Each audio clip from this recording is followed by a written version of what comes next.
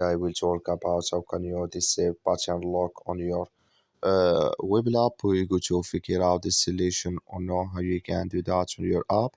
So you just follow this ways, then it's going to work with you.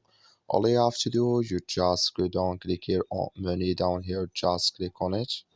So then you come to next CPU, it's going to show for you like this. You click here on settings here, just click on it.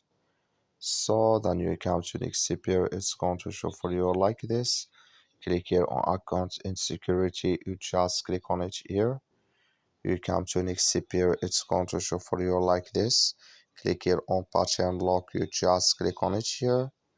You come to next CPU, you come here to pattern lock, just click in this sign or this color like so. Then here add pattern you add before, I'm going to add this pattern add then like you say it's disabled with us now here.